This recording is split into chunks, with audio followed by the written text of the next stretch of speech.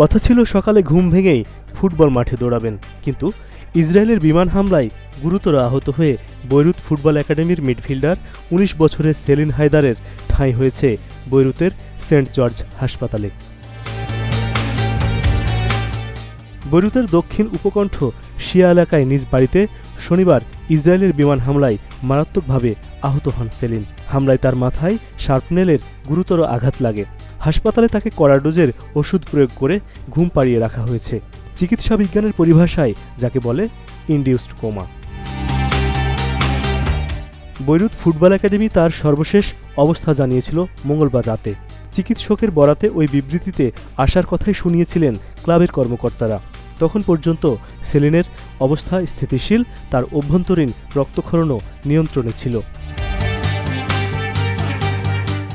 Lebanon অনূর্ধ্ব ২০ দলের হয়ে দুইবার ওয়েস্ট এশিয়ান চ্যাম্পিয়নশিপ জেতা সেলিনের জন্য প্রার্থনা করছেন সবাই। তার সাবেক সতীর্থ ও বর্তমান সাংবাদিক আসিলে তুফাইলি বলছিলেন, অন্য সব তরুণ ফুটবলারের মতোই সেলিনের প্রিয় খেলা ফুটবলে কিছু বড় করার স্বপ্ন দেখত। অনেক প্রতিকূলতা পেরিয়েই তাকে এই পর্যন্ত আসতে হয়েছে। সে অনেক ট্রফিও জিতেছে। আমি ওর জন্য অপেক্ষা করছি, আমরা সবাই ওর জন্য অপেক্ষা করছি।